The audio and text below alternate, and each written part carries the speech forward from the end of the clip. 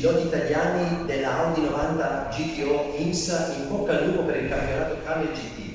Fatevi onore, date gas e tenete alto l'onore della mia Audi Racing preferita di sempre, l'Audi 90 IMSA GTO. Ciao e in bocca al lupo, tenete giù.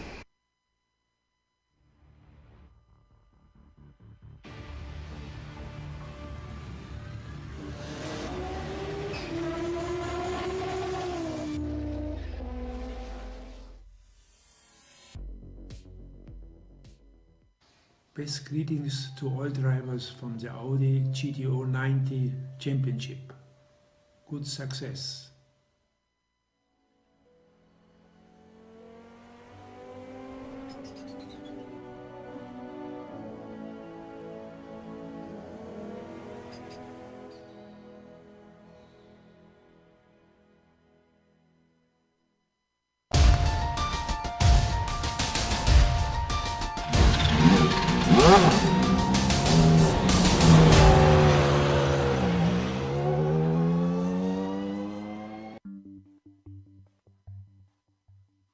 Phil Lake dominated while Fabian Gerber squeaked by.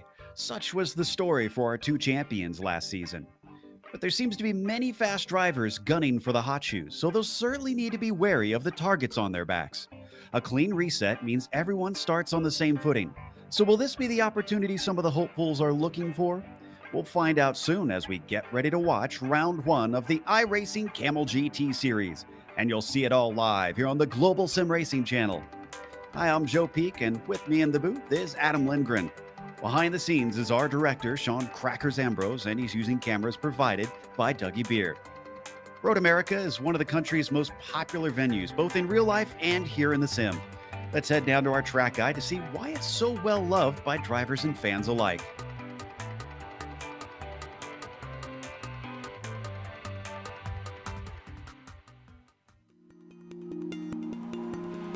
Welcome to Road America. Nicknamed America's National Park of Speed, it's easy to see why just by looking at how the track is laid out. Long straights are a major feature, and drivers will build up incredible momentum before they find themselves interrupted by tight 90-degree corners. In fact, for a 4-mile circuit, it has shockingly few turns. It also has little in the way of variation in layouts. The main course is only broken up once with a single chicane added in the bend version. But don't take this to mean that it's a boring track. Elevation change happens many times over a lap, with a few places taking you into corners which are quite blind. But two of the turns on the back half of the course are perhaps the most distinctive. One is the carousel with its more than 180-degree radius. It just feels like it never stops. The other is the kink. Terrifyingly fast with very little runoff, it can end someone's race in a flash. As you'd expect, the heavy braking zones make for some ideal overtaking spots. Turn 5 sees plenty with its downhill entry. The hurried downs can offer drivers a chance at a sneak attack if you're brave, and then Canada Corner gives you one last shot before the lap is over. It's no wonder major organizations such as IMSA, IndyCar, NASCAR, and the SCCA all host major races here. All in all, many drivers rate this track as the best track in North America. Many who hop in the seat and try it can quickly understand why.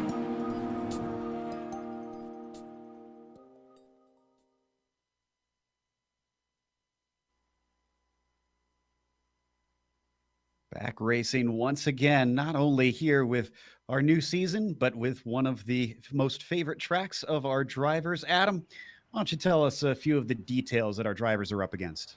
No problem. Now, while the GT cars of our day are finally getting to race around Le Mans in 2020 after a long-suffered, uncertain waiting period, the virtual drivers of old start their newest season on the adventurous Road America. Just over 4 miles or 6.5 kilometers, this 14-turn circuit truly lives up to its name, featuring all aspects of what makes American road courses great. A nice split between 90-degree, hard-braking turns, changes in elevation, fast sweepers, and a complete lack of any runoff whatsoever. Road America is a fantastic introduction for other country folk drivers who may have never raced road courses in the States to see what it takes to become successful here. Mastering the course is one thing, but mastering one's car is another. The Kamel GT series features one GT and one prototype vehicle from the late 80s, the two-wheel drive Nissan GTP and the four-wheel drive Audi GTO, both turbocharged.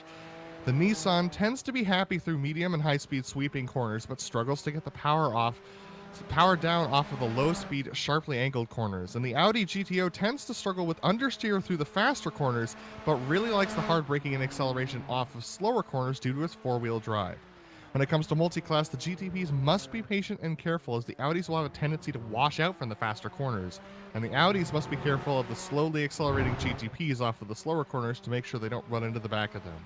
This series always provides excitement, Joe, and expecting no less today. Yeah, excitement certainly was the word last season as well, especially in the prototypes, because it really came down to it. Fabian Gerber winning by a scant 9 points over Cy Andra, taking it in the final round. Cy, as he promised, is back to try and compete. Now, Nick Mukanos, he looks like he's a bit far back, but remember, Nick was incredibly consistent last season, so watch out for him. Now that things have reset, he's got another opportunity. Tobias Gerber, surprisingly, has been in the hunt, but not really for wins. And he finished just barely behind Nick. Laust Olsen as well has shown a lot of speed improvement, although maybe his consistency needs a little bit more work this season compared to last season, but he has been stepping up and up as each one goes on. Now, let's look at the GTOs, which was a completely different story. Yeah, this one was a little bit of a bigger gap between Phil Lake and Jamie Hall, and this one came down to the last about 2 or 3 races of last season, with Jamie Hall just not being able to be consistently faster than Phil Lake, and Phil Lake overcoming his unlucky gremlins to come home with some great wins that secured him the championship. Rob Olnick was very consistent throughout the season, coming home in 3rd, 4th, or 5th most of the races, so he comes home in 3rd in the championship. Yuko Leskola actually was able to climb back from missing the first couple races of the championship and get back onto our top 5, and Ryan Lang was a little bit more distant down in 5th position. Now, for today's race, for anybody tuning in for the first time, welcome to the Kamel GT series. We have a 40-minute race with a rolling start, as they do in most sports car racing. This is the first round of 12, so back to a normal length season. Last one was, I guess, the longest we've ever had in Kamel at 13 rounds.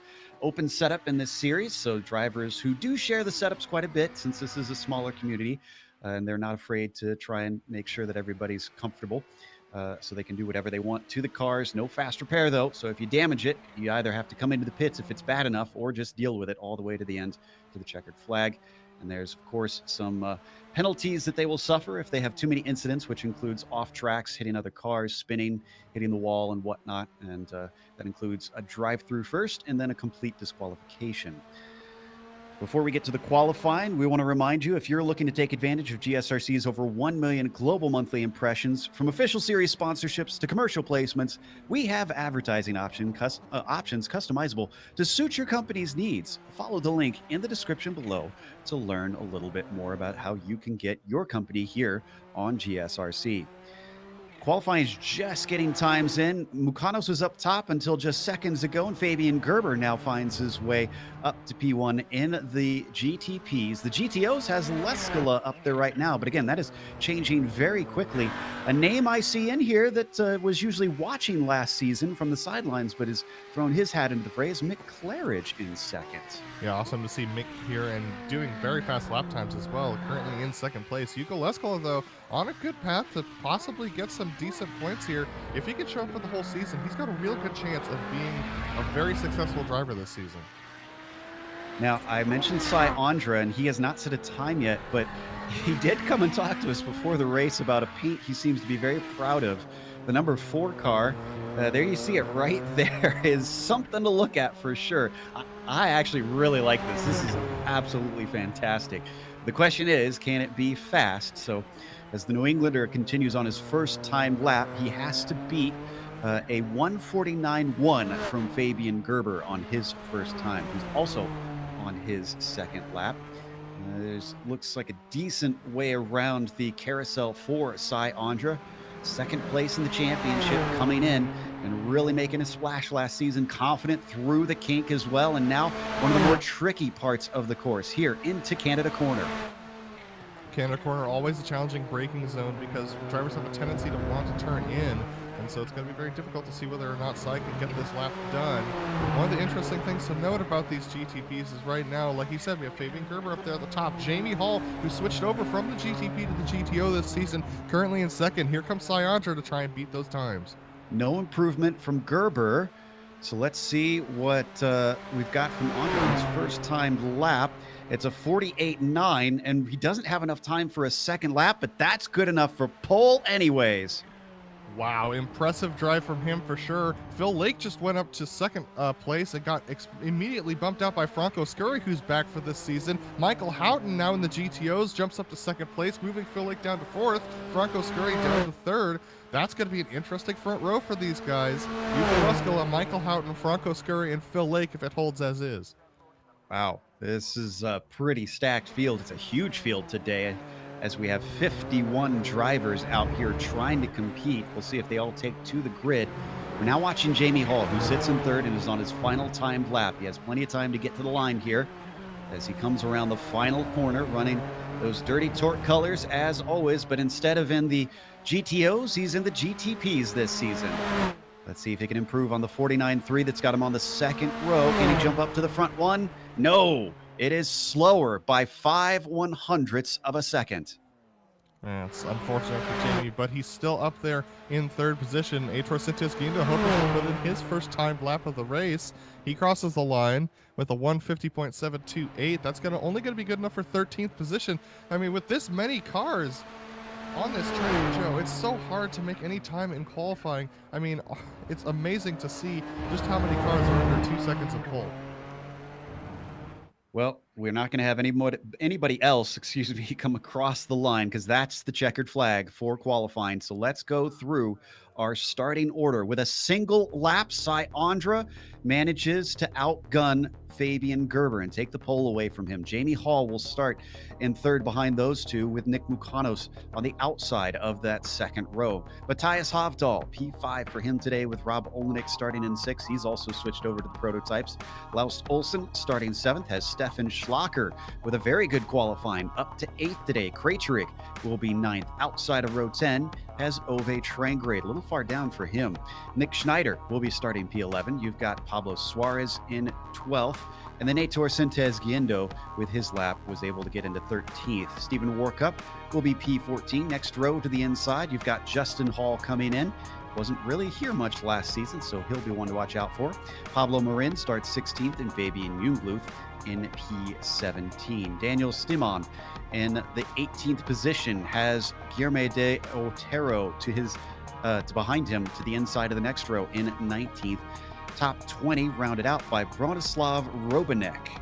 Next grouping, you have Jeffrey Furkan in 21st. Hideki Koivisto all the way down in 22nd. So many drivers here. This is way down the order for Hideki. Ryan Lang starts 23rd, and Dougie Cloud will be in 24th. Mike Tillman will be in 25th position. A few drivers who did not qualify in the prototypes will be at the back of that group. Robert Yan de Jong, Jonathan Ricard, and Manel Segre. Yeah, and that's just the GTPs. There are only 47 people who qualified with times today, but with the starting GTO, that's going to be Yuko Leskala on pole position, with Michael Houghton lining up next to him. Franco Scurry is going to line up in third position, with Phil Lake in fourth on the inside for the first turn. We have Mick Claridge, who's going to start off in fifth position ahead of Yuri Giesen, starting off in the seventh spot. Then we have Jeff Tyler starting off in 8th, with Reed Miller in 9th position. Nils Kor is going to start off in 10th for the GTOs, with Matthias Platz starting off in 11th spot. Then we have Ben Laughter in 12th, with Devin Dunne in 13th position. And Old Lewis is going to start off in 14th, right ahead of Richard Spitzmaller in 15th position. And Jelka Pawlowski, Roman Pawlowski, actually starting off in the GTOs this season in 16th, with Maxime de Thomason starting off in the 17th spot. We have Tom Moetti starting off in the 18th position. Then we have Pedro Diaz in 19th, Michael Haynes in 20th, rounding out those 47 people who put in times. Then we have Carlos Fonseca 21st, Michael Vels 22nd, Brad Miller 23rd, and Vern Klukas 24th. So we're on the pace lap now. Let's take a quick look at the weather while we've got the opportunity. And it seems to be pretty ideal conditions even this late in the day. 85 degrees Fahrenheit track temperature. That is right about the sweet spot for a lot of drivers. Not too cold, not too hot, very little wind. So shouldn't be affecting them too much as the sun goes down, and the track unlikely to heat up, at least drastically, as things go on. That said, they do have to try and heat up those tires, Adam. So my question to you is, how dangerous is it going to be with this big of a field down into this corner here, turn 5? Extremely dangerous, especially for the GTPs. The GTPs have been locking up their rear tires a lot more ever since we got that new tire model, so they're going to be very, very sketchy as far as breaking into that corner, especially with the downhill. If they break on that crest, they're going to lock up those rear tires for sure, and that's going to send them into the back of their their other GTP competitors, and we can expect to see a couple of GTPs blow that corner. Now in the Audis it's a little bit easier, but we also have a lot of Audis who haven't driven the car much before, so this is going to be interesting to see how they manage to warm up their tires. But with four-wheel drive, it's going to be a lot easier for them to get tire temperature in before they reach that corner.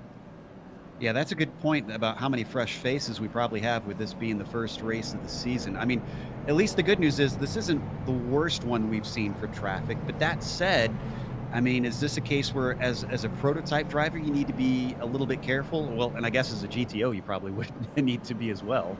Oh, definitely. As a GTP driver, you need to think about the Audis as moving chicanes. They're going to be very unpredictable today. As an Audi, you have to realize that a lot of these GTP drivers haven't dealt with this kind of multi-class before, so they're going to be in a very dangerous position as far as making sure that those GTPs don't take too many risks. And they're going to take risks that you don't expect. So you have to be very, very careful when it comes to these GTPs coming through the field. You have to expect them to dive bomb you where they shouldn't.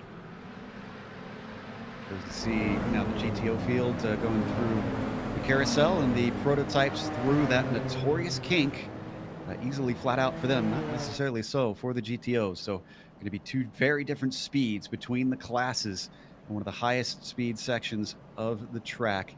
And then once again, we talked about it earlier, down to the very difficult Canada corner in among the trees. This is towards the end of the lap, so the Porsche pace car is going to be releasing them soon, and Sai Andra seeking redemption after losing out in the final round at Sonoma on the championship, up against the man that is right next to him, to his left, Fabian Gerber, with multiple championships under his wings. But this time, Andra is here from race 1, and he is back into the groove immediately as he now has a season under his belt once again. It was a long time before he showed up between seasons, last season and the one prior, which was just about the very first one.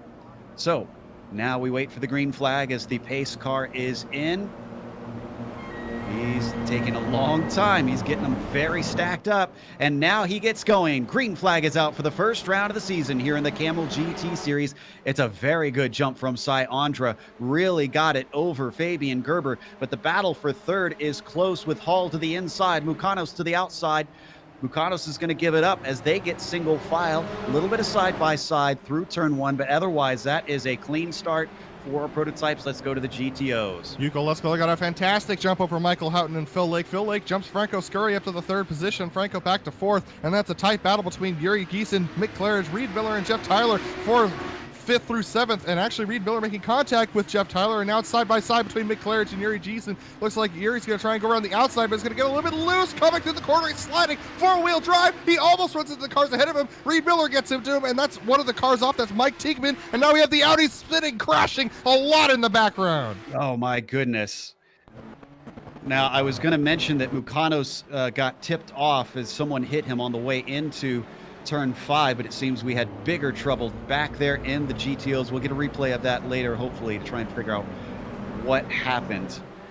So Mukanos went all the way to the back. Looks like Reed Miller, Core, and Donaghy, Laughter as well, have all had to take a tow. That might be retirement on lap 1 for them. Down through the kink for our prototypes. Andra already being chased down by Gerber. Yeah, and we had a wreck in the back. Douglas Cloud and Ove Trangrade are around the GTPs. Will stay with this front battle because it's so tight, but there are 2 drivers who are going to have trouble trying to recover as well. Nick McConis' front clip is off in that GTP, so he's definitely going to have to pit once again. Yeah, he had a hard hit into the wall down at 5. So we head back to our leaders in the GTOs. Leskala having a much nicer time up at the front than our leader in the prototypes, Andra. He's pulled a gap of about 6 tenths over Michael Houghton, but the draft quite powerful in these Audis here.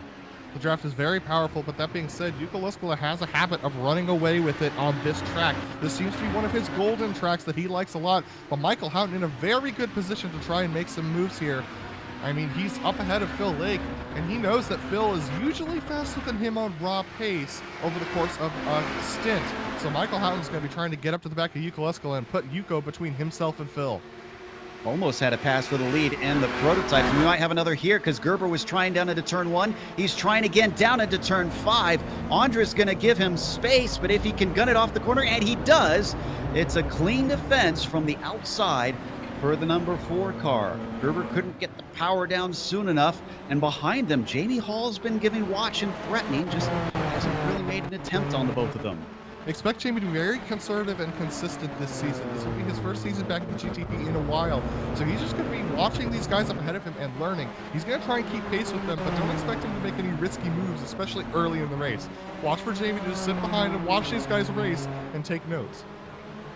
And don't forget about behind him in 4th. Hopdall's not too far back. He took 2 wins. Granted, they were both at slipstream tracks. Well, you can almost count this as one, not to the degree that we saw at places like Monza, but I wouldn't put it past Hopdall because he certainly tends to take advantage when the opportunities are there.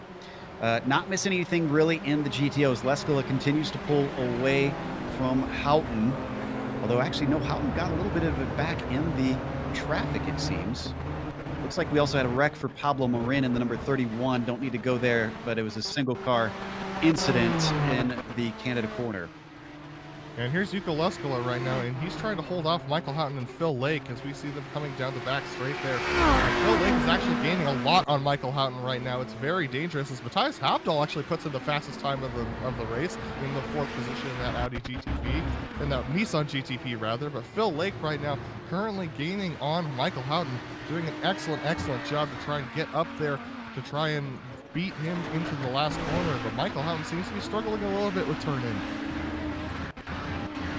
Back up to our prototype leaders. Do we have a pass? No, we don't, because he goes way too deep. Fabian Gerber, over ambitious into turn 5. He's going to pay for it. He loses 2nd, 3rd, 4th. Stefan Schlocker now going by into P5, and Gerber settles back into 6th as Andra is into the lead.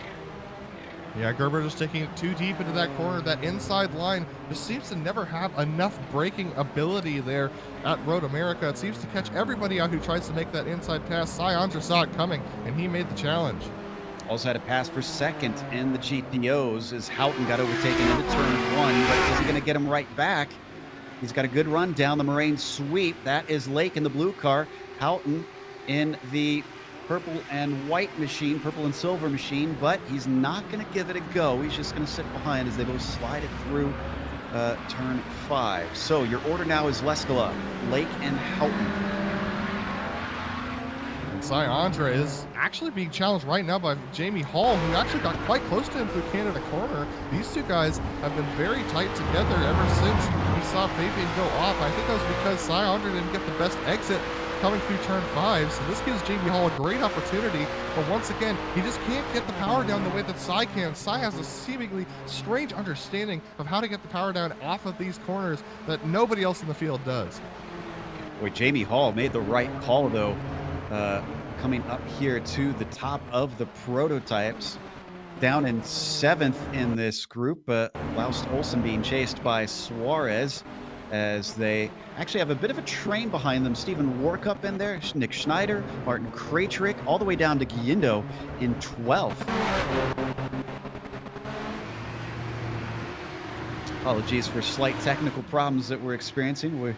Hopefully we'll have this fixed pretty soon. We're back up to the lead of the GTOs. This is Leskala coming around the final turn, continuing to keep those behind him at arm's length. That car off course, that was Mel Segre, who is unfortunately getting past 4th position by all of these GTOs. Yeah, he's unfortunately getting passed by position because the GTOs are quite a bit faster. Manel's very in a very sketchy position, but Yuka Leskala, you can see him right now just leading this pack. Phil Lake just about 5/10 behind him. That's definitely within the draft pack. Michael Houghton, on the other hand, is definitely in a position where he can also draft off of Phil Lake. So all these guys in the top of the GTOs still trying to run line astern at this point. Amazing that we've got great fights going on at both of the front of the pack. Maybe not necessarily for the lead in the GTOs, but for the top spots for sure. Again, apologies. We'll hopefully have picture back here soon. Jamie Hall right now, just to keep you up to speed, is within 0.2 of a second of Cy Andre, and it's looking like a very good exit for Jamie Hall down the front stretch. He might have a good chance into turn 1. As I was saying before, this was a fantastic call for him to come over to the prototypes after his teammate was not letting him win in the GTOs. He might take a win without his teammate here to challenge him. Up in this faster class, he gets to the inside, down into turn 1, but he doesn't quite make the move. He backs out of it as it looks like Andra is able to defend. Here's Hovdal as well, having claimed a few positions in the process. He's up to P3. Could he maybe get another sneaky win at another draft track? It's definitely possible. He has the fastest lap of the race so far, and he's faster by 0.2, so he's definitely got an opportunity here. And here comes Jamie Hall looking up the inside.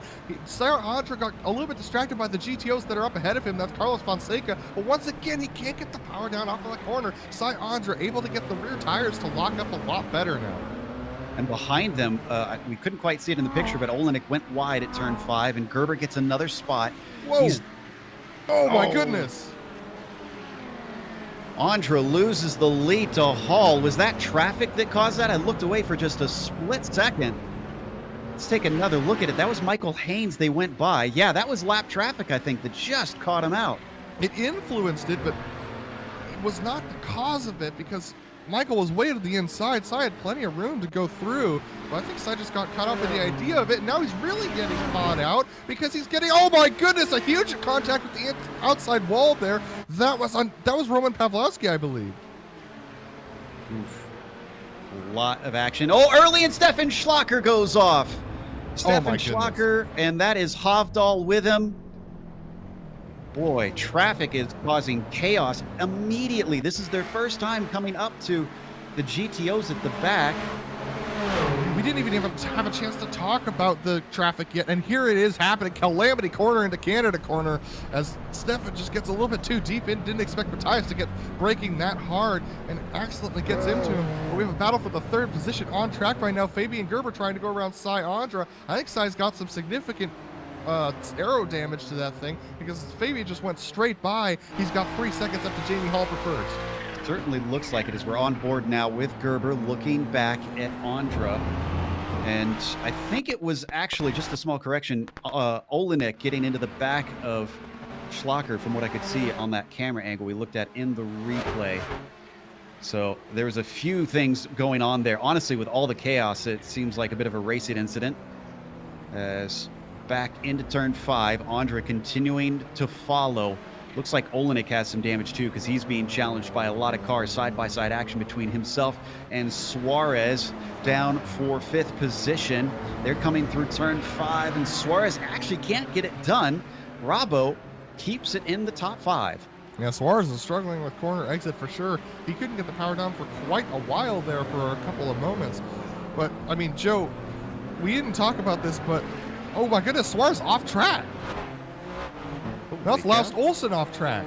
Laus Olsen was off track right under what used to be the sausage bridge. Yeah, just took it in too deep out of the hurry downs. Off of turn 8, he went off course, lost a couple positions, but he didn't hit anything, so he's able to keep running in 6. We talked about that. He's been improving in speed, but seems like there's a few mistakes here and there. So back to our leaders in the GTOs. Interesting to note that Phil Lake is not letting Leskola get away with things. He's keeping him honest. Look at this. It is still within half a second between him. So Yuko might not have been under attack all that much so far this race, but he can't make any mistakes, and we've seen it. Traffic can be so costly and could easily change these positions. That was a little bit of a mistake into turn 5 there. Yuko Leskola getting a little bit deep on the brakes, but Phil Lake, KG man, he just climbs up right to the back of Yuko, doesn't really push the issue here. He just climbs up right to the back of him and says, hey, I'm not going anywhere. I saw you make that mistake. You better not make that in 10 minutes time, otherwise I'll jump you. Going up to 5th in our prototypes. This is Olsen once again. After he lost those positions, it looks like he's already got it back over Rob Olenek, Nick Schneider, and Sintez Gayindo. So a small train forming behind him for the 5th position. He's trying to get back up to Suarez, who he was fighting with before. Olsen having a little bit of connection problem on my end, and oh, he's going to get rear-ended, and this is going to lose both cars' position as Nick Schneider outbraked himself and shoved him off the road. Sintez Guindo and Olenek move into 6th and 5th, respectively. Yeah, and Olsen very, very in an unfortunate position now as he's going around the outside of those corners. It's very dangerous stuff out there for all of these drivers, a bunch of drivers who haven't driven these cars before, trying to figure out where the braking zones are. And we're seeing a lot of rear to front contact around this track. Man, if it feels frantic from where you're watching, looking at your computer or TV screen, you can only imagine what it's like for the drivers here today.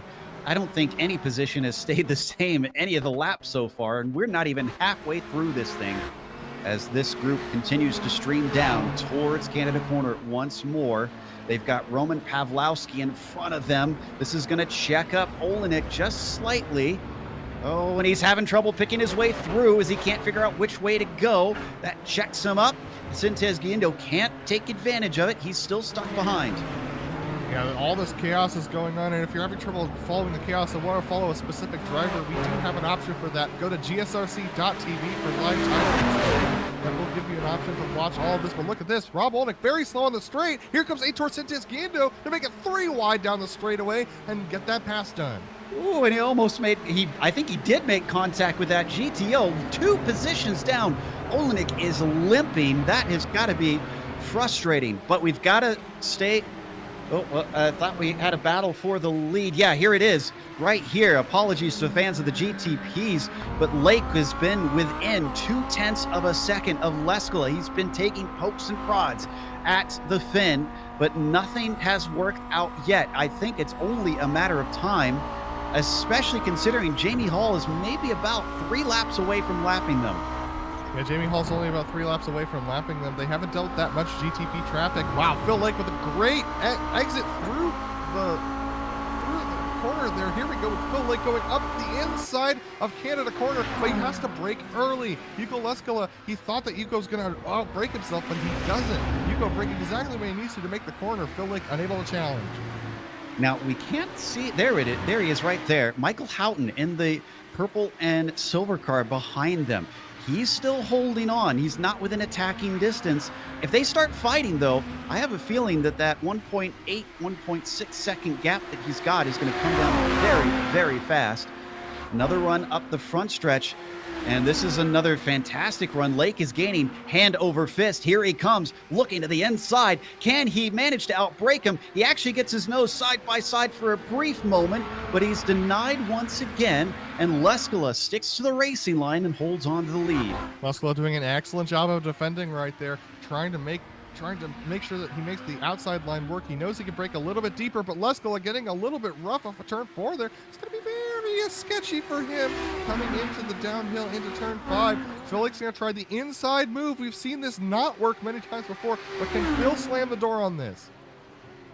He's got the inside, he's got the desired line, but now can he accelerate off? Both of them with 4-wheel drive. Inside stays in the hands of Phil Lake. Still, it is a drag race up to turn 6. Leskala is trying to deny him yet again. Nobody willing to give up. It switches back into turn 7, and this one doesn't work out. It is single file. Lake has to slot back into second. Yeah, Phil knows that he has to back off there because Yuko's going to go widen that corner and they're going to make side-to-side contact. Phil cannot afford to get any damage at this point, but Yuko's looking very sketchy. And then as we look at second place in the prototypes, Gerber is back ahead of Cy Andre, or no, excuse me, he has been ahead of Cy Andre, but Andre is right behind him. Oh, and Aitor Sintez Guindo has gone around. I believe this was a self-spin coming out of that corner under the bridge. He's just now recovered. We got to go back to our GTO leaders. Oh, and a little look once again. And we're starting to get lap traffic. No, or yes, we are actually, but this is not lap traffic. This is Nick Mukanos, who is still trying to get back into position. He is going to be lapped by our prototype leader, Jamie Hall, any second now.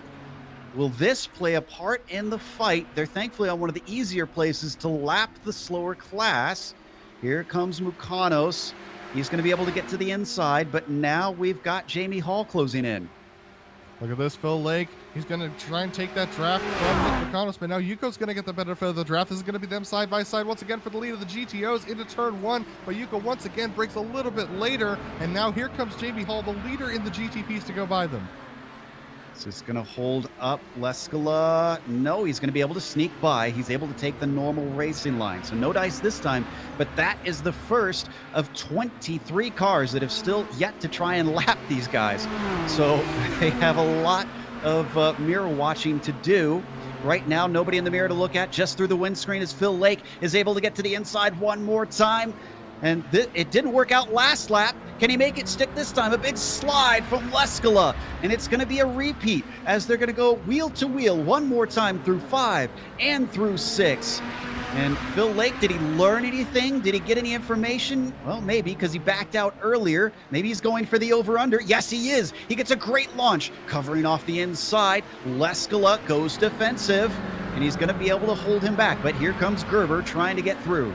They gotta go past Vern Klukas as well, which they do successfully. Fabian Gerber's gonna try and go around the outside of the carousel here. That's gonna not disadvantage anybody involved in this, but this is Syandra going around the outside. That's actually gonna affect Yuko's line off of the corner. Phil's able to stay even with him, which might give him an advantage as they go through the kink. It's a good run. This could be another shot. And it's decent. He starts to pull him in, but we saw it seems like Lake's a little timid under braking into Canada corner. And indeed, he'll stay single file. But look at this. All this action has brought in Michael Houghton. He is now in the fray. And you can definitely tell that Phil Lake has better pace than Yuko, but he just can't get the job done because Michael Houghton was gapped by Phil Lake by 2 seconds before Phil was able to catch up to Yuko. So that's the speed difference between them on raw pace. But Phil just can't get by Yuko, which is causing issues as we're on board with Michael Houghton as they go up towards the start-finish line. Very good slipstream for Lake. Now he's to the inside once again. Every single time so far has not been able to do it, but this time he could be fully passed. He's got a nose ahead. He could almost squeeze him out, but not quite. He's not clear. Now he is ahead, and Phil Lake, after many times of trying, is P1 in the GTO class. Right, but this battle isn't over yet because Yuko's going to have a great draft down to turn 5 as they go through turn 3 here. Michael Houghton on the back of these guys, but can't quite get the exit. He's not in a position to help his teammate Phil Lake out at this point in time. Yuko Lesko with a great draft. Is he going to look to the inside? We know he's good on the brakes. Let's see how he does this challenge. Gonna let him have it. Maybe he learned from all the times that this is the place that he wants to be. If he can get the power off the corner. There's a little bit ahead there for Yuko, but now coming back at him, Phil Lake. Oh, he's way too deep. He's off the line, and he's going to hand it away to Leskala. Didn't even get to lead a full lap.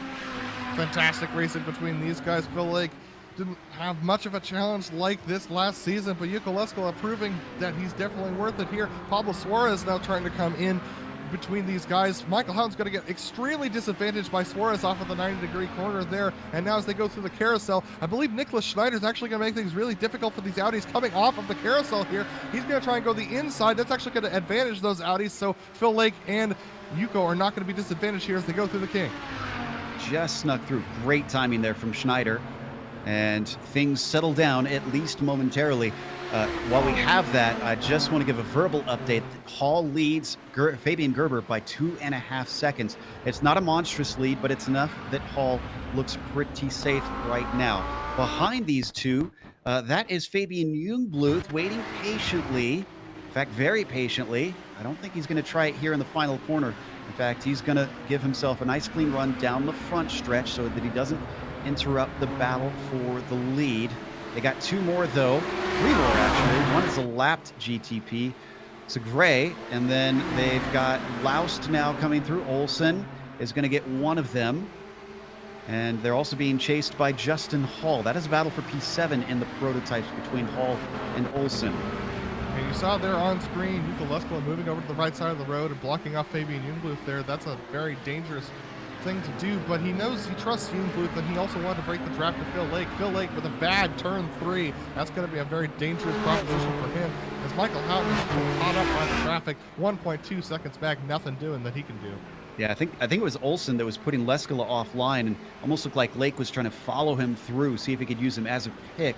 It didn't work as he hoped, so he stays P2, both of them cutting very far inside of turn 5, kicking up a little bit of dust in the process. We're now finally past halfway.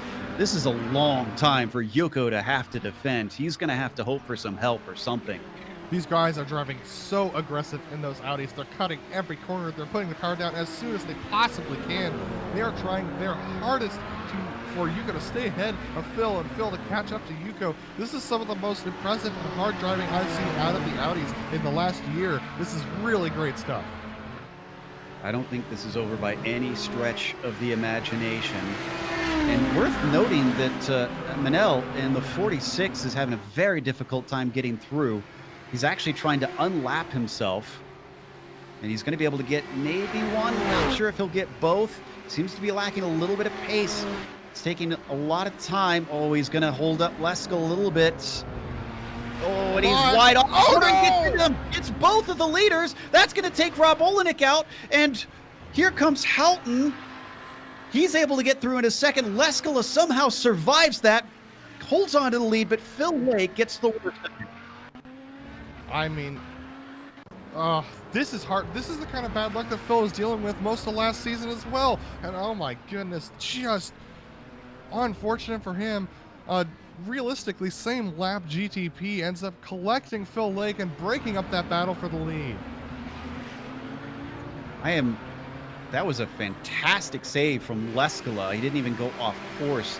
Just got tipped and used the four-wheel drive to power out of it. That gives him a 2-second gap to Michael Houghton now, who didn't seem to have the pace when it was just the two of them before. So I said it would take some outside help, and Leskola got it. We're taking a look at P4 in the GTPs. This is between Nicholas Schneider and Pablo Suarez. Pablo Suarez trying to catch up to the back of Nicholas Schneider's. Nicholas actually passed him on this lap, but I believe that was because of everything that we saw going on at the front of the pack there in the GTOs. So Pablo seems like he's struggling a little bit towards the middle portion of this race as we got 16 minutes to go this time by. Nicholas Schneider with a really good top speed rate.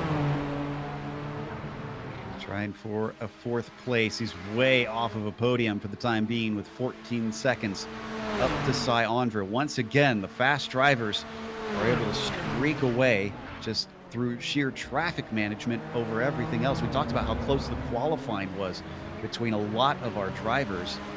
And the difference seems to be managing the chaos here in this series. Suarez still 7/10 behind as they come onto the front stretch, looking to power off that corner. Let's take a look at their 2 speeds as they pick it up, coming down the longest straight on the track. 165 for Suarez, 68, 70, 175 before braking. Maybe mildly faster than Schneider, but not by much. And Joe, now that we have a moment to breathe, I do want to say that attrition has been really high around this track. We currently only have, out of our 51 starters, we only have 38 remaining in this race. So, and some of those are big names, some like Rob Olenek and Mick Claridge, Aitor Sintes Guindo, Stephen Warkup, Stefan Schlocker, Ove Trankrade, Reed Miller, Ben Laughter, all of these guys who have been in the points in seasons past, currently with wrecked cars sitting in the pits.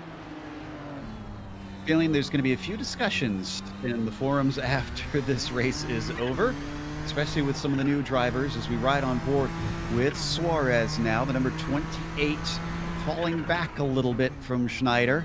It was 7/10 of a second. He's lost an entire second up to the number 10 machine. Just doesn't seem to have the pace here through the middle part of the lap. Yeah, unfortunately, I think he's just falling off the back of Nicholas at this point, and Pablo just not able to get anything done to try and get back up to him. It's really unfortunate because he was having a decent race before all of the chaos that happened with trying to pass the Audis, but now seems to be falling off the pace a little bit.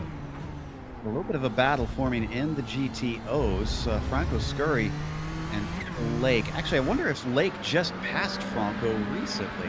No, actually, this is Phil Lake falling back into the clutches of Franco because of that major left side damage that he has. He's got some significant left side damage on that Audi GTO, and he's just trying to hold on to some semblance of a top 5 today. But Franco Scurry is trying to come up and put a nail in that coffin. Jeff Tyler is behind Franco in the 6th position by 3 seconds and is gaining a little bit. So Phil Lake's going to have some hefty work to do in these last 13 minutes to try and stay in the top 5.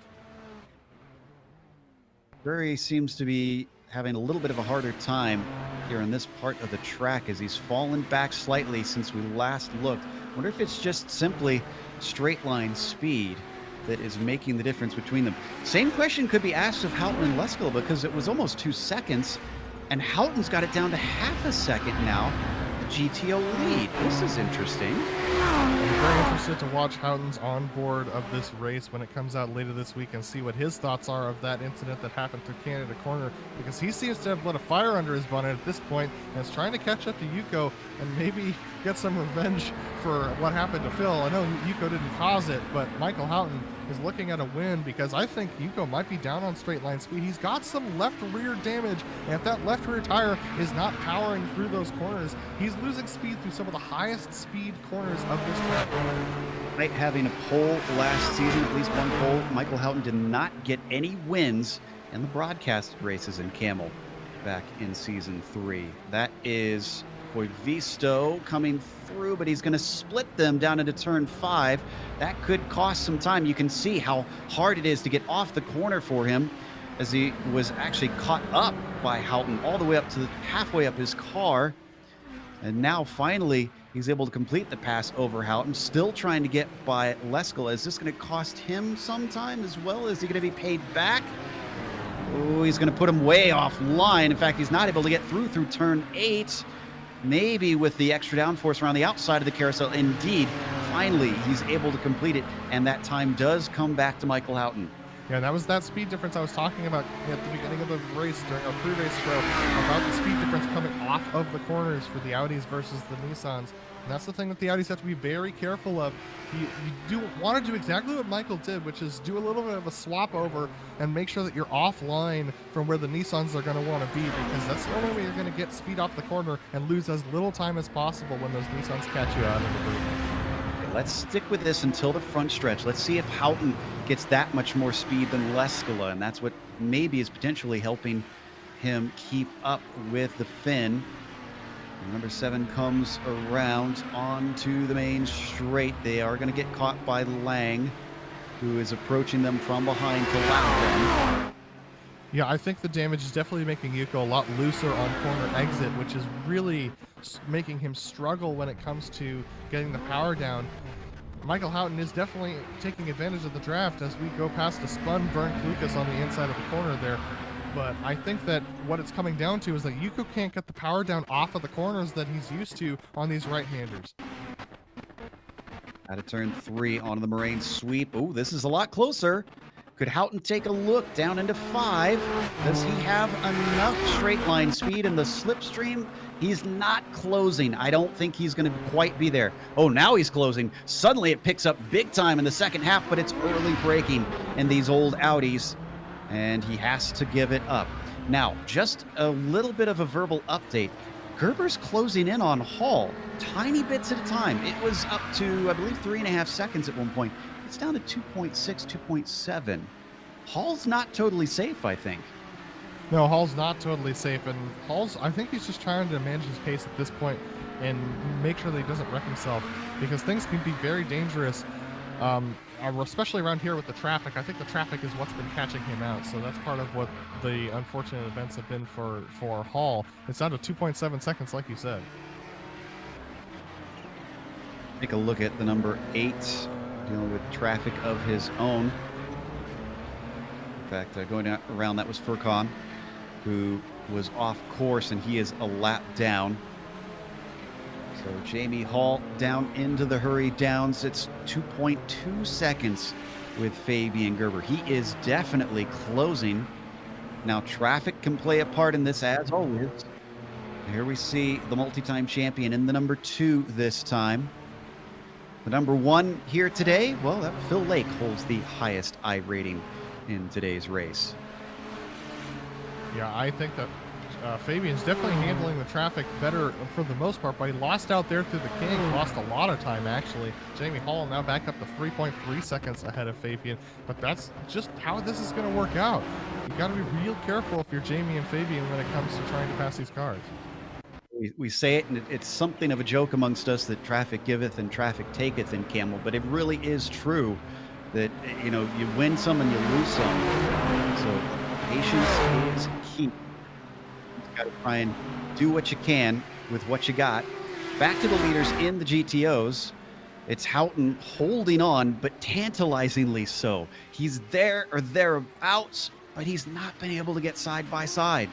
No, he's going to have to hope for a little bit more traffic to help him out. I mean, he's definitely faster than Yuko on pace with Yuko's slight bit of damage that he has on that rear left. Because as you can see, Yuko getting very loose on the entry to the corners. He might have wasted all of his brakes battling Phil Lake because Michael Houghton's a new competitor, fresh and, you know, ready to go. And so they're going to have to, he's going to have to be real careful because Michael definitely has a way of trying to attack people when he tries to make things work. He knows exactly when to take an opportunity. So Michael with a great opportunity here through the carousel. Looks like Yuko a little bit offline there. Yuko getting up onto the curbs to try and get a better exit off, and it is going to be a little bit of an advantage for him. Michael Houghton's going to try and hang on to him as they go through the King. Just an update, Suarez was off track and unfortunately had a little bit of touch. We're looking at Jamie Hall now as he comes around the carousel. No pass for Lescala and Houghton. We can report they stay close, but not even a look from Michael. He is playing very patient here. Now, the one thing I wonder, Adam, because I know you've talked about it before, the tiny touch that Lescala got when they were in that incident down through Canada Corner, is that something that could cause damage to the four-wheel drive? Is that something maybe that could be costing him speed? Well, it was more like a 20-mile-per-hour shunt. That kind of a shunt can definitely affect the drivetrain. And actually, we do have to go back to the lead because here we go. As you can see it on screen right now, Michael Houghton with a good opportunity, but he just does not quite have the speed on the straightaway to get Yuko. It's on exit where Michael seems to be doing his best work. Unfortunately, can't seem to gain on Yuko on the straights. Got 6 minutes to do this, which sounds like a lot, but they're running 2-minute plus laps. So they've got maybe 3 laps here to try and swap these spots. Now, Lescala doesn't want that, but Houghton does, and this is the best opportunity we've seen for him yet. He is right within the slipstream. No defense from Yuko, interestingly. He is going to be able to get to the inside. Houghton tries to outbrake him. He's a little bit more timid, but maybe he's just right because deep into the corner, the Finn cannot manage to get it onto the racing line. He stays side by side. He's been in this spot before. It was with Lake. Is this going to be a different story? No, Houghton has to give it up. Not quite give it up. He's trying to do the over-under, but Yuko just dove it straight into that corner. If Michael would have stayed on the outside, Yuko would have shoved him off. So Yuko being very defensive of that first place. Pressure is on. If Yuko gets this win, though, he has earned it. He has fended off Phil Lake, and now he is having to fend off Michael Houghton, two very good and experienced drivers here in the Camel GT series. So, I mean, he's put a day's hard work in to try and take the top spot. They're going to get lapped one more time by our leader and the prototypes. That was Hall going by. Yeah, so that means that they're going to be coming to go, I think, this time by. So things are going to be very tight. If Michael wants to get this done, he's going to have to do it soon. They've got yet more traffic trying to come through, including a driver trying to chase down our leader, who's unfortunately lost time. Fabian Gerber is going to be hustling to see what he can get. Although he'll start things off ahead of Andra if things stay as they are. Andra finishing third to Gerber's second. So a points lead after the first round will certainly be appreciated by Fabian after the speed we've seen from Andra at other tracks last season. Yeah, it's going to be very dangerous, very sketchy for all these drivers to try and make it through to the end of this race because there's so much more traffic coming through. But look at this. It's very tight between Michael and Yuko at this point, exiting turn 5. But Yuko's going to get a little bit of a pull from Nick McConos. Should keep him a little bit clear of Michael Houghton. If Michael should get some speed down. They've got Andra coming up the inside. This might actually block Michael from trying to make a move here into turn 5.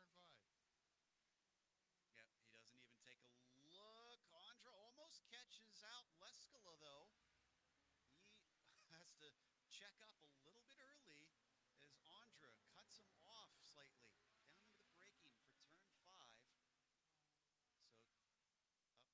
7 into the hurry downs. The time is ticking down. 3 minutes left. Hall is going to cross with 2 laps to go this time by. And if those of you were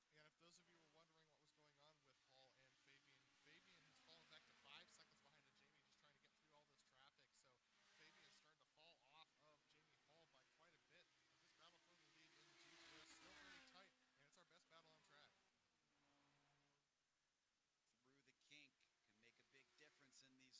of Jamie, just trying to get through all this traffic. So Fabian is starting to fall off of Jamie Hall by quite a bit. But this battle for the lead in the GT is still very tight, and it's our best battle on track. Through the kink can make a big difference in these cars on what kind of exit you get, and both of them know it. Look at Leskala doing a fantastic job coming off the turn to keep himself defended down into Canada corner. Marine is the next one through. Pablo in the number 31. See if he waits patiently to come up over Bill Mitchell Bend. 2 to go as they come over the line this time, and Pablo's going to get a nice run down the front stretch to overtake and not interrupt this battle. Yeah, Michael went a little bit deep into that corner and tried to take Yuko. That gave Yuko a great exit opportunity, so unfortunately, Michael not able to challenge on this straightaway. Green also lacking straight line speed, it seems. So he's going to split them as we go to our leader, who is now pulling away. Gerber was closing in. He had it down to 2 seconds at one point, but it's back up to 4.7. So even if he doesn't get a win, Gerber is looking at a good result. But if Hall is here for, well, the long haul and all season long in the prototypes, then he could be looking at a championship the way Sonoma went and the way it's going today for him. I mean, we know that Jamie Hall is fast. We saw it at Sonoma in the last round of last season. Yeah, I mean, that makes things very interesting when it comes to the championship opportunities, because Sai, once again, trapped in that 3rd position behind Fabian by about 2.5 seconds. So I think Jamie's got a really good opportunity here at trying to, yeah, like you said, put together a championship opportunity. Showing the pace. The question is, the championship's going down to the long haul, like I said, where it's how consistent can you be on top of things, because fast drivers have fallen by the wayside in the points many times before. This is Sai Andra, one of those that is another hopeful for the championship, looking for at least a podium to kick things off with, sitting at about 3 seconds behind Fabian Gerber. White flag is out for Jamie Hall as he crosses the start-finish line. This is going to be potentially win number 1 if he can keep it clean and avoid the chaos, essentially, that we've had during this race to try and take the checkered flag. And he's got a 4-second buffer that he's got to play with from between himself and Fabian Gerber, so he's got some time to play with here that he can just take care of. So we're going to go back to Nico and Michael Houghton as they're going back onto the front straightaway, and Michael, he can't seem to have enough time to really put pressure on Yuko. This is the last lap, and this is frankly one of the last places when he comes down to turn 5 to really challenge Yuko. He's got to put it all on the line here.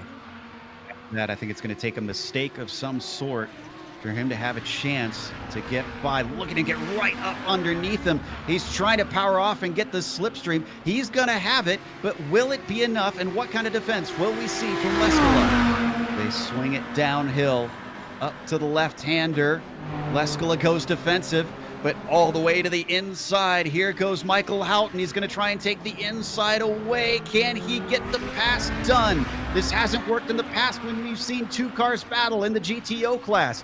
Inside goes again. Oh my goodness. A big net code for Leskala. Oh no, that is not the way that we want to see it, but Houghton looks like he's now got the win in the bag. Same thing with Jamie Hall, who is coming through Bill Mitchell Bend. The number 8 did not start this one on the pole. He didn't even start it on the front row. Jamie Hall is going to be our victor here today as he wins back-to-back across seasons. The number 8 is your winner in Road America. Michael Houghton still trying to come through the kink right now to try and take home his maiden win here on GSRC. I know he's won before in the Campbell Series. This is Last season, he did not win, and this time he's got a really good opportunity just has to make it through the last couple of corners clean. And I can't believe I'm saying this, Joe, but because of Leskala's misfortune, Phil Lake, 21 seconds behind, might have an opportunity to become second today. Such was all the madness that was happening in the GTO class that Lake recovered that. We didn't even get to really follow his recovery.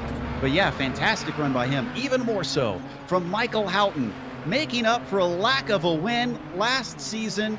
He kicks it off here at Road America with victory in the GTO class. Great drive from him, but an even more impressive recovery drive from Phil Lake to stay ahead of Franco Scurry. Phil, he's just now coming through that final corner, and I mean, look at the left side of that thing. It's so beat up, and yet he was able to hold off Franco Scurry on raw pace in that damaged machine. Phil Lake coming across the line in second. Doesn't matter how pretty the car is, it matters where you finish in general. Scurry, we have to give him more credit. When was the last time we saw a podium for Franco? It's been a long, long time. He returns after a bit of a brief period away from racing with a very good finish here today, America. We're going to take a quick break here on the Global Sim Racing channel. We'll come back with the official results as well as driver interviews. Stick around because on screen you'll see all the upcoming races here on GSRC.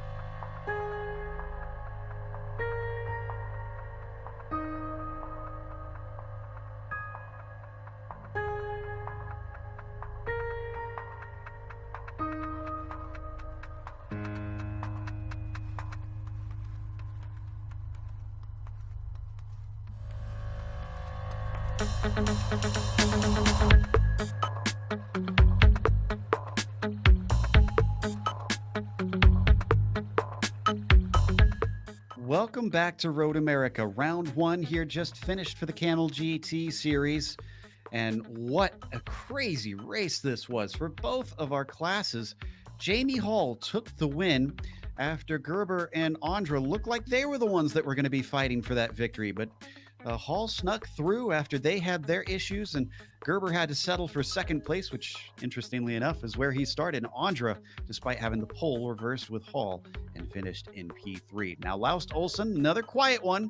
Could have had a little bit more to it, but he was a long ways back after some mistakes, maybe a little trouble with the traffic, finishing fourth. How about Justin Hall? Qualified 15th, and he climbed up to 5th. Matthias Hovdahl, at periods looked like maybe he could get into the things, but wasn't meant to be today. He finished P6, and Robert Yan de Jong, 26, didn't even qualify up to P7. Guillermo de Otero was P8, and Nicholas Schneider was 9th. Bronislav Robanek up to 10th place, and Hideki Koivisto into P11. Then you got Martin Krejcik with a 12th, going a little bit backwards. Ryan Lang forwards from 23rd to 13th. Last driver on the lead lap as well as Nick Mukanos with being wrecked out in the first lap. Unfortunately, only recovered to P14. Pablo Marin in P15 and Jeffrey Furcon in 16th. You got Jonathan Ricard in the 17th spot. Douglas Cloud in 18th. 2 laps down was Fabian Jungluth in 19th. And then we get to the Audis. Michael Houghton taking the win after a tight battle with Yuko Leskala that ended coming through turn 6. Phil Lake coming home with second place after getting major contact in the earlier portions of this race and able to recover. Franco Scurry, 6 seconds behind Phil Lake, comes home in third. His first podium, I believe, in quite a while. With Jeff Tyler hanging on to Franco, only 3 seconds back for 4th position. Roman Pawlowski in his first race in the Audi this season, coming home in the 5th position. A great drive from him. with Yuko Leskola unfortunately DNFing on that final lap. Still puts him in 6th position because Pedro Diaz came home over a lap behind in 7th place. And then our last Audi that drove a clean race was Maxime de Thomason in 8th position. Everybody else on your screen had significant damage or ended up finishing in the pits. So quite a bit of attrition. Got our winner in the GTOs ready to talk to us, Michael Houghton. Maybe getting a little bit lucky, but, rather be lucky than good sometimes. Michael, though, you fought hard for it and took every opportunity that you could. Tell us about your perspective on the initial wreck that got you up into 2nd place down through Canada Corner. What do you think of what happened? Well, I got a pretty good view of it, and it looked like the Nissan was at fault coming back onto the track and hitting Phil and the other Nissan. But yeah, it's unfortunate that happened. I was hoping for a good 3-way race up to the end there. Unfortunately, from our perspective, I don't know if you've got a chance to go back and look at the incident you had with Yuko on the very last lap. It seemed like a really big bit of unfortunate net code from us. But before you got side by side, did you have the straight line speed, or was there damage or something that was preventing you from being able to attack Yuko? It seemed like you were close, but just so many times couldn't quite get next to him. I was saving my tires for the end. That's what I was doing the whole race. And then once Phil got taken out, I said, okay, we got to go. So I put it into extra gear and chased Leskola down. And I know he fights hard, so I couldn't just make a move whenever. I wanted to make it unpredictable and kind of surprise him, at the right time. And I did that going down the hill. And unfortunately, yeah, we got hit by that net code or bug or whatever it is. And yeah, it kind of took away a great finish. It's not the kind of way I want to win, but that's iRacing. Your first victory in a while, as you didn't manage to get one on the broadcast races last season, so this has got to feel good. Anybody you want to thank before you take off here? Yeah, thank you guys. You guys keep doing an amazing job week in, week out. And one of my good friends, Randy Gilbert, that always tunes into my streams. Thank you for watching, buddy, and thank you guys.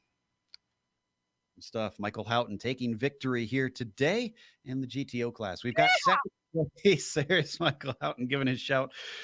We've got Fabian Gerber ready to talk to Adam Lindgren about what might be a slightly disappointing second. Yeah, Fabian, you were doing a good job throughout the race, but it looks like Jamie Hall was just able to maintain that gap at 3 seconds over you, closing in towards the end of that race. Talk to me about your race and your experience with the traffic today.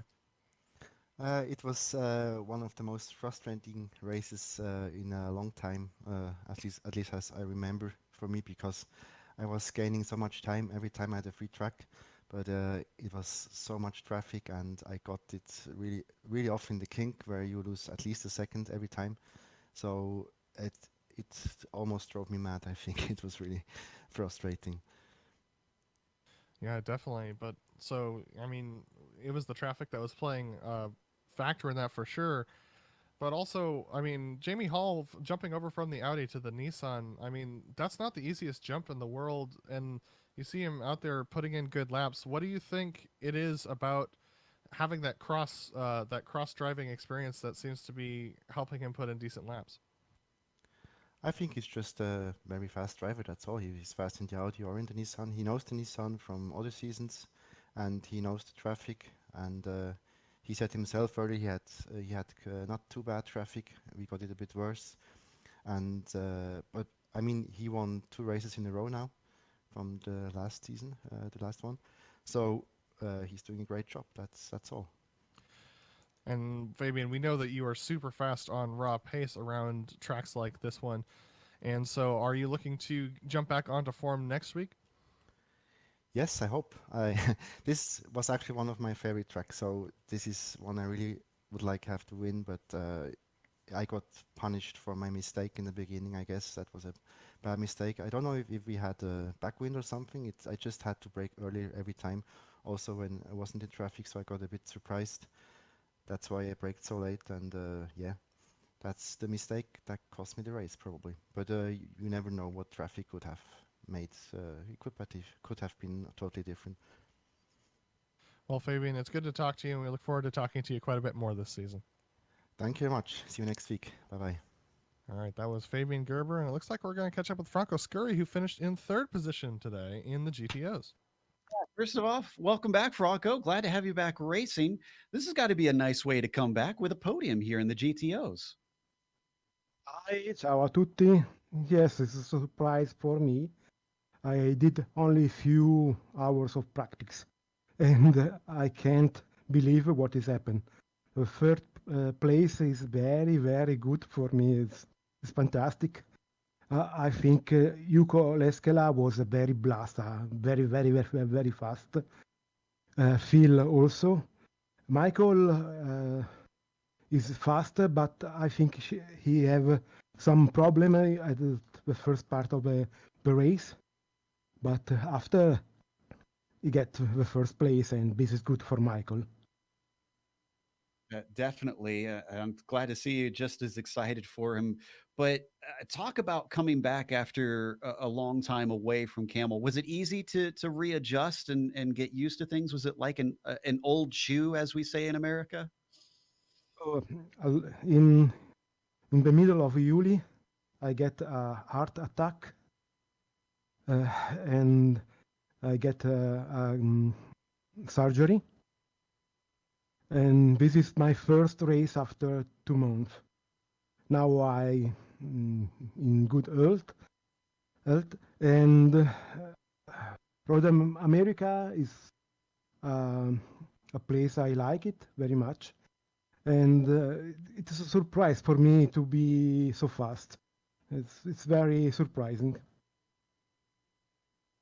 We're glad to have you back. We did hear about that on the forums about your health problems. We're so glad that you're still with us, and definitely crossing fingers that we'll keep seeing you racing for a long time. Again, congratulations. Thank you very much. Thank you very much. I love you all. Ciao a tutti.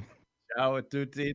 Franco Scurry. Even our director in the background is telling we love Franco. We are so glad to have him back. One last one we're going to talk to is 3rd place in the GTP class, Sai Andra. Yeah, Sai, I mean, a very eventful race for you for sure. We saw you out there challenging Fabian for the lead and even leading for quite a while, but it seemed like the traffic of the track seemed to bite back a little bit. I want to know what Jamie has to get his luck in traffic. Maybe he bribed all the GTO drivers, but it felt like every time I'd get half a second on him in race pace, I'd lose it all going through traffic again. Yeah, definitely. So what were the most painful points as far as trying to get past the Audis were concerned today on this track? Surprisingly, it was the slow corners. The fast corners, we were able to have enough of a speed difference to go around the outside or have some similar strategy like that. But the slow corners, say turn 3, most of the infield, and heck, even the kink. That's the one high-speed corner I'll add. The kink was probably the worst place to catch a GTO because you had to downshift in the kink when you're normally upshifting, and that really throws your rhythm off. And this being the first race of the season at such a popular track, do you think it was the amount of cars that we had, or was it the track, or the inexperience, or a mixture of all three? In my view, the traffic was pretty good. There's maybe 1, maybe 2 drivers that caused me a little bit of an issue. But I think it'll get better throughout the season. I think people will learn fairly quickly how the cars race each other, so to speak. Because it's not an intuitive or a conventional class interaction, the Nissans and the Audis. So I look forward to it getting better throughout the season. Yeah, it's definitely one of the ones that takes a little bit to learn by driving it. So yeah, we look forward to that as well, Sai. And do you think, given a couple more laps, you would have been able to catch up to the back of Fabian, or was it just a little bit too much to do today? I felt that even if I got to the back of Fabian, I just don't think I had the downforce to stay within a second or a half a second of him coming onto the straights. I trimmed out my car because I was on pole, and that came back to bite me when I was behind people. Well, Sai, fantastic race today and good 3rd place. We look forward to talking to you quite a bit more throughout the rest of the season. Thank you. That was Sai Andra, who finished 3rd today in the GTP. And back to you, Joe. To close out our interviews, as we need to go take a small rest ourselves after the excitement that we saw Big thank you to everybody for watching. If you are looking to advertise for your business, make sure and check out a link in the description below where GSRC has offerings available for how you can advertise with us. If you head over to our website, check out that link and you can find out more. But also thank you goes to the companies that provide the hardware and the software for our broadcast. You can see them listed here on your screen. Big thanks also to June Lalonde, who provides all of our music and has since pretty much the very early days here on GSRC. Thanks to the team today, Adam, Sean, and Dougie. If you'd like to find out more about GSRC, including upcoming races, you can find it at globalsimracingchannel.com. Also, check out our social media. Our Twitter is at GSR Channel, Facebook, Global Sim Racing Channel, Instagram is GSRC_Graham. If you'd like to support us, we've got a merchandise store where you can get all kinds of cool stuff. It's gsrc.storeenvy.com. Another one with a little bit of a link down in the description below. Next race, not going to be as big of a track and definitely going to be a lot tighter. Imola, that'll be Saturday, September 26th at 1 p.m. Eastern. We have upcoming races for other series listed on the screen, so check those out and mark them down on your calendar in a couple of hours' time.